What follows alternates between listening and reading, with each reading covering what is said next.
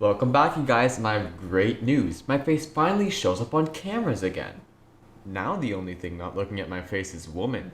Finally, I can post things on OnlyFans that aren't just pictures of bread. It's not all great though. I no longer have an excuse not to take pictures in front of trees. Those sons of bitches that got the best of me this time. I think this calls for a celebration. It's not every day your face magically reappears on lenses, so it's important to make the most out of it. The most fitting thing I can think of to talk about during such an amazing occasion is Cars Racerama. Luigi? Mario Galaxy is easily one of Nintendo's most beloved games. It sold over 12 million copies, which is a lot for the time, but Wii Sports still held the crown because Nintendo basically shoved it in your face every time you tried to buy a Wii. No, not bowling! The game takes Mario into a completely new field, the void. The biggest gimmick this game had was using gravity in completely new ways they never had before. Because the game takes place in space, they can make gravity act whatever way they want, and dear God did they. I will forever praise the developers of Mario Galaxy for their seemingly infinite creativity with the levels. In my eyes, a good level designer will take any and every level mechanic they have access to and use it to enhance the level to its fullest, and Mario Galaxy does that perfectly. The main idea for the game originated in a GameCube tech demo called Super Mario 128. In the demo, there are 128 Marios. The demo used a technology they called sphere walking, which allowed characters to walk across non-flat surfaces while still staying upright. The developers used the same technology to keep Mario upright while walking across different objects. The genius behind it all is, as always, Miyamoto. For those of you who don't know who he was the creator of Mario, Donkey Kong, and The Legend of Zelda. He was basically the godfather of Nintendo. So Miyamoto and his ever so radical brain took the sphere walking technology and created Super Mario Galaxy in 2007, a game where the laws of physics have no meaning. The game's release was phenomenal. People went crazy over the game. The lowest score I can find on any serious game reviewing website was 8.5 out of 10, which is crazy. It's the 6th highest ranked game on Metacritic behind 5 versions of The Last of Us 2, and got Game of the Year across multiple websites.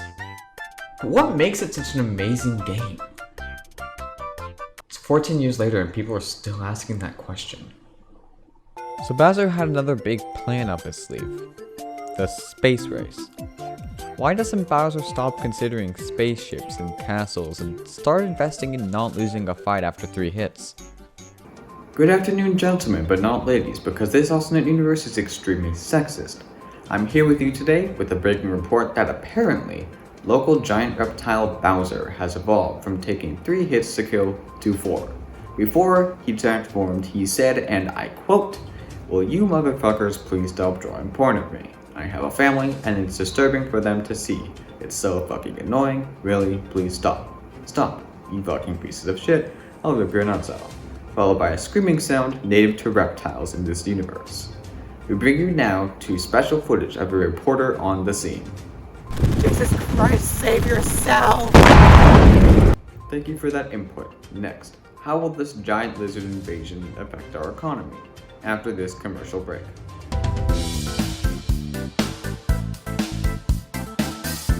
You start off the game in a rather familiar environment, the Mushroom Kingdom, during the Star Festival, a festival celebrating a comet that comes once every I don't remember years.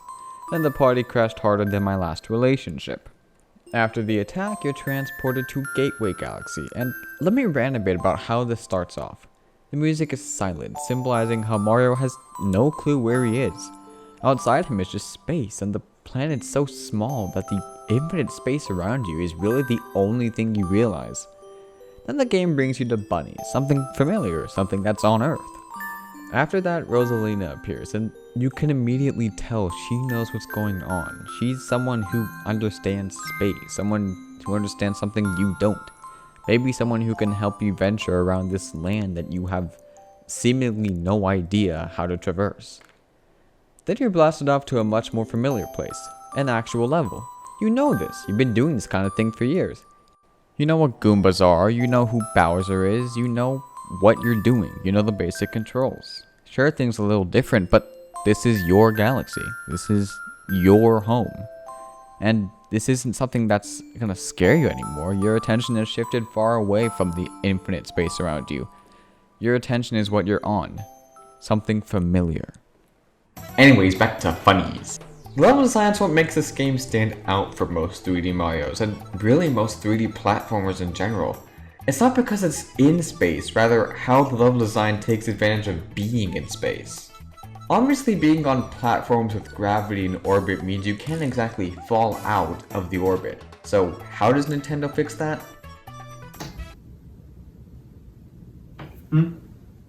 Oh, just slap a black hole on it or something.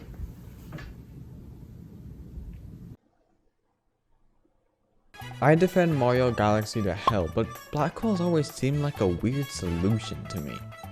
They act so weird because anytime you're not in the immediate gravity of some platform, you're gonna be sucked in a black hole, and it leads to some confusing parts of levels where you're sucked into a black hole in places where you would seemingly not be.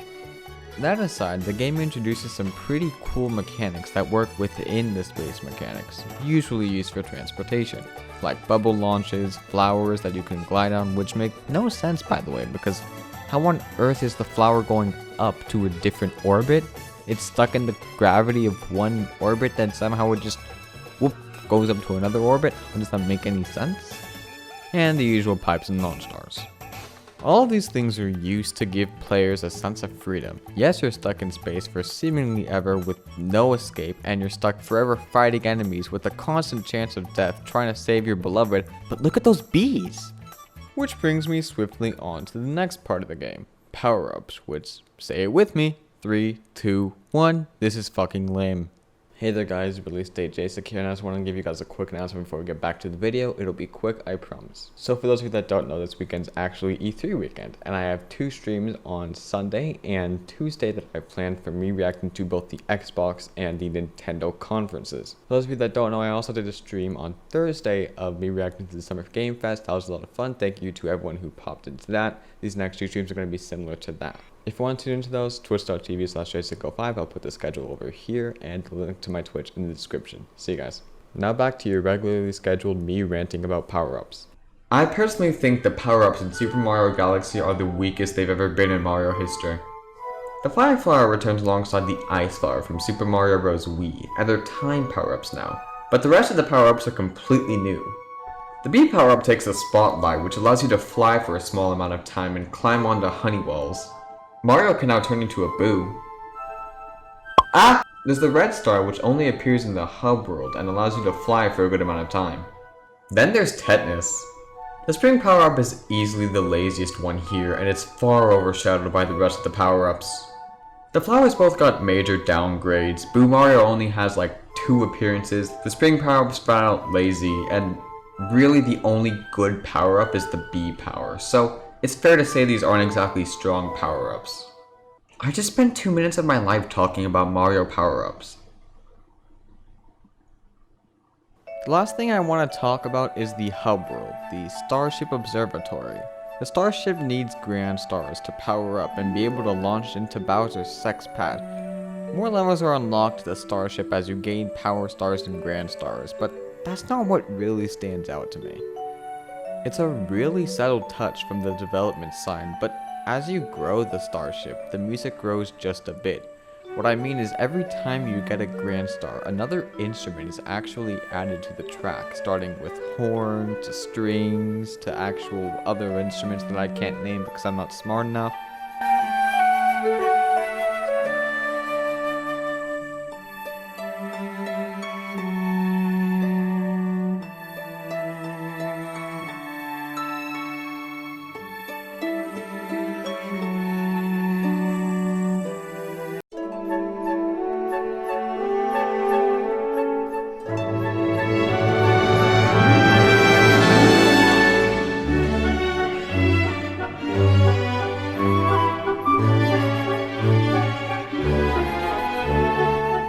The music starts off feeling majestic and foreign, like something huge, something you've never seen before, something you don't understand. Then slowly but surely you're uncovering more and more of the Starship. this place begins to feel like your home, and everything you've done up to this point has grown you to where you are. It begins to feel more triumphant, really, that everything you've done up to this point, it's made you as strong as you are now. The music symbolizes you growing as a player, learning new controls, mechanics, new galaxies. It begins to feel more and more like it's your galaxy. And that's exactly what the game developers intended. Growth is such a huge theme in Mario Galaxy, and the developers show it in every way possible. You go to the edges of the galaxy, to some of the most dangerous places possible. You go to deserts at the end of the galaxy and fight giant sand monsters. You go to planets that are half lava and half ice and conquer both sides of it. You fight giant rock monsters and ghosts. Everything that you do in this game adds up to you knowing just a bit more and making everything feel like your home. This is something you've done. This is Mario. Mario fights, Mario jumps, Mario kills enemies. That's what Mario does.